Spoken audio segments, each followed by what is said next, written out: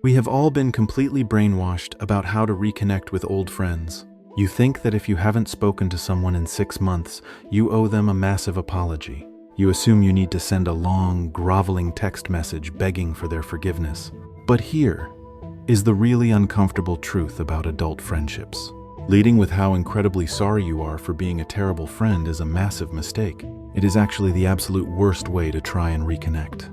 When you start an interaction with a heavy apology, it instantly injects a massive dose of guilt into the dynamic. It creates immediate social friction.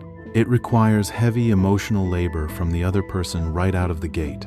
That heavy emotional lifting is exactly why they end up leaving your massive apology paragraph on read. Today, we are going to completely hack the psychology of adult reconnection. I am going to teach you a totally different approach. I call it the hyper-specific memory drop. This technique completely bypasses all of that agonizing social awkwardness. It allows you to resume the friendship as if absolutely zero time has passed. Stick around until the very end of this video to hear the most important script of all. I'll show you exactly how to transition this casual text back into a real-life hangout, and we'll do it without triggering any of their high-boundary defenses. Let's just validate the actual reality of American friendships in our 30s. We rarely lose our friends because of dramatic, screaming blowouts. We don't typically have massive fights that end the relationship. We lose our friends to the slow, quiet fade of total exhaustion. We move out to the suburbs for more space. We get incredibly demanding corporate jobs that drain our energy. We have kids and dogs and endless household chores. Then suddenly, you realize it's been 8 whole months since you texted your best friend back. You aren't a bad person. You are just a totally exhausted adult trying to survive the week. But this realization kicks off a brutal psychological trap. It is heavily tied to a psychological concept called social object permanence. Here is the exact guilt spiral that keeps you completely isolated. You feel terrible for not texting your friend back in March. So you tell yourself you will wait until April to think of a really good, thorough apology. But April rolls around and you're still completely drained. So you put it off yet again. By the time October hits, the shame is entirely suffocating. You are literally too embarrassed to reach out at all. The friendship just quietly dies in total silence. This dynamic is highly tied to our adult attachment styles. If you have any avoidant attachment tendencies, this scenario is your absolute worst nightmare. When avoidant attachers feel like they have failed social expectations, they completely withdraw. The guilt makes them totally shut down and hide. They convince themselves that the other person is furious with them. They think reaching out will just start an exhausting emotional fight. That is exactly why we need a totally different strategy. We need a social script that requires absolutely zero emotional processing to break the ice. We need to remove the guilt entirely. Let's break down exactly why sending that massive apology text is so dangerous. Think about what happens when you send a heavy apology paragraph. You are actually placing a huge emotional burden onto your friend. You force another totally exhausted 30-something to comfort you. You make them reassure you that you are not a bad person. They have to type back that they have been busy too. You just turned a fun opportunity for reconnection into a draining therapy session. You made the interaction entirely about your own guilt. Picture yourself staring at your phone right now. Your heart is probably racing. You are typing out a massive paragraph of apologies. Then you delete it all because it feels way too heavy. You type it out again. You delete it again. It is incredibly stressful to overthink every word. You need to completely delete that approach from your brain right now. We are going to totally pivot our communication strategy. We are going to use the hyper-specific memory drop instead. Do not text them and say you are sorry for being missing in action. Do not blame your crazy work schedule for the silence. That just reminds them of the negative gap in your friendship. Instead, you are going to pick up your phone and send this exact text. I just drove past that awful dive bar where we did terrible karaoke in 2019. I actually laughed out loud in my car thinking about it. Hope you are doing absolutely great. I really miss your face. Let's unpack exactly why this script works so beautifully. First, it completely removes the heavy pressure of the gap. It totally ignores the fact that you haven't spoken in 8 months. Instead, it forcefully centers the relationship on a positive, shared emotional anchor. You are reminding them of a time when things were easy and fun. You are bringing them right back to a moment of shared joy.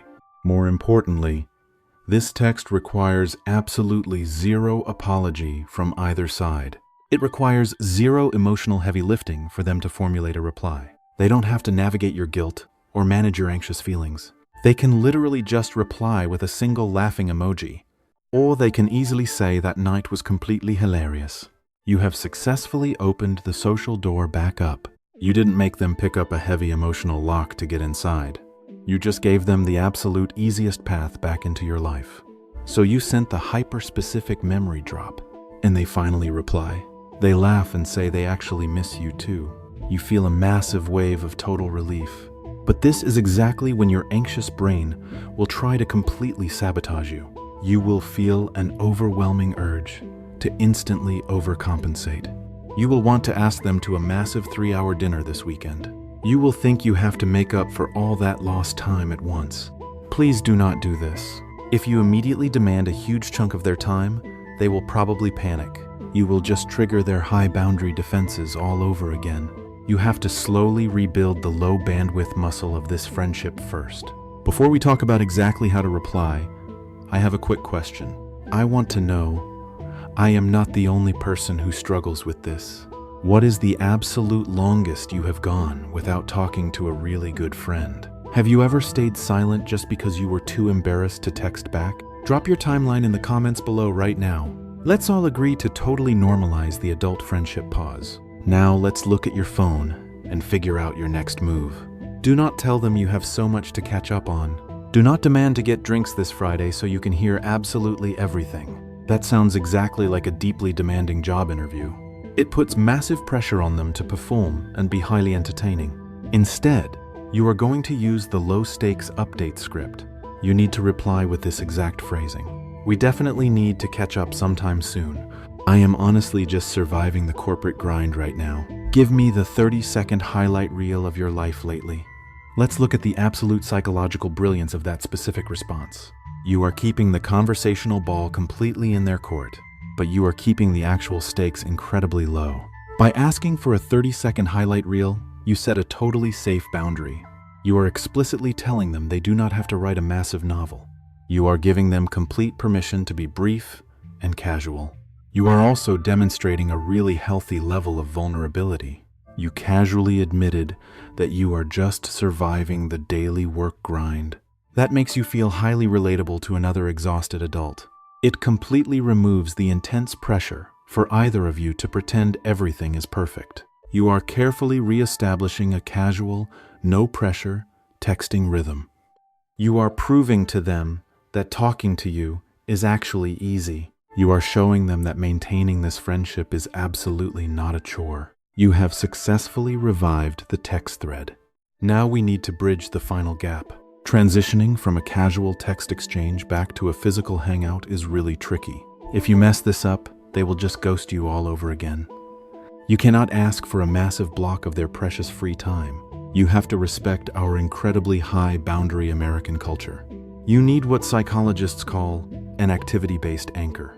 It must also include a very clear opt-out clause. Here is the exact casual re-entry script you will use. Hey, I'm actually going to be in your neighborhood next Thursday. I'm going to try out that brand new bakery. If you're working from home and want to escape for 20 minutes, come grab a pastry with me. If you're completely swamped, absolutely no worries at all. Let's deeply analyze why this specific script works like absolute magic for high-anxiety adults. First, it uses the Errand method psychology. You aren't asking them to create a special, highly formal event just for you. You are already going to be in their neighborhood anyway. The social pressure is entirely off their tired shoulders. You are basically a moving train that they can easily hop onto.